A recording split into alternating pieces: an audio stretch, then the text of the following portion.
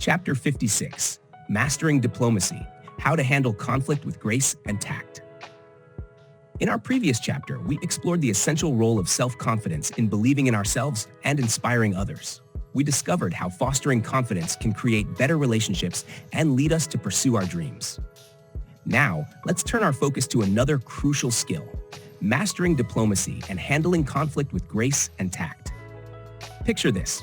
Sarah, a project manager, is leading a team tasked with launching a new product. As the deadline approaches, tensions rise. Two of her team members, Alex and Jamie, have opposing ideas on the marketing strategy.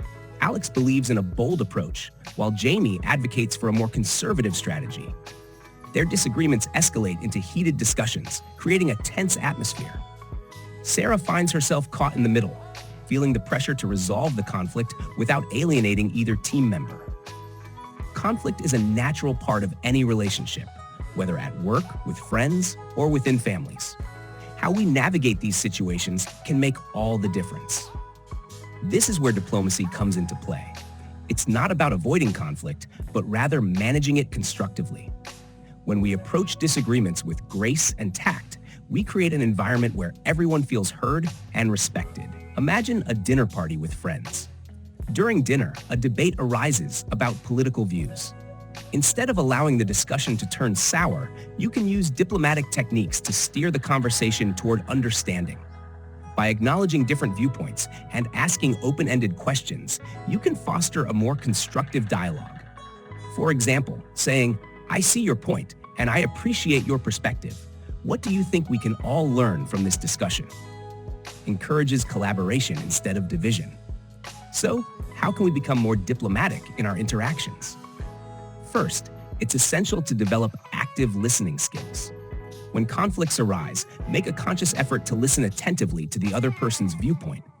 This means not just hearing their words, but also understanding their feelings and motivations. Try summarizing their points to show that you're genuinely engaged. So, if I understand you correctly, you're saying that. Next, practice empathy. Put yourself in the other person's shoes. How would you feel if you were in their position? This perspective can help you respond with compassion, fostering a sense of connection even amid disagreements. For instance, if Jamie feels undervalued in the team discussion, acknowledging her contributions can diffuse tension. You might say, "Jamie, your insights are incredibly valuable, and I want to ensure we consider them as we move forward." Furthermore, maintaining a calm demeanor during conflicts is crucial. When emotions run high, it's easy to react impulsively. Instead, take a moment to breathe and gather your thoughts before responding. This not only helps you communicate more effectively, but also sets a positive tone for the conversation. Now, let's consider another scenario involving friends. Lisa and Mark have been best friends for years, but they recently had a falling out over a misunderstanding. Instead of letting resentment fester, Lisa decided to approach Mark with diplomacy. She invited him for coffee and expressed her feelings without placing blame. "I felt hurt when I thought you didn't consider my opinion on our vacation plans. Can we talk about it?" This approach opened the door to a constructive dialogue and ultimately strengthened their friendship. Here's a thought-provoking question for you. How can you turn conflicts into opportunities for growth in your relationships? Reflecting on this can change your perspective and encourage a more positive approach to disagreements. For a practical step, think of a recent conflict you faced, maybe with a colleague, a family member, or a friend. Consider how you could have approached the situation differently using the techniques we discussed. Write down one specific way you can apply diplomacy in future conflicts. If you found value in this chapter, I invite you to engage with our community in the comments.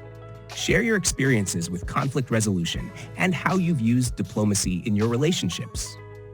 Remember to hit the like button if you're finding this journey helpful, and don't hesitate to click the link in the description for more resources on improving communication skills.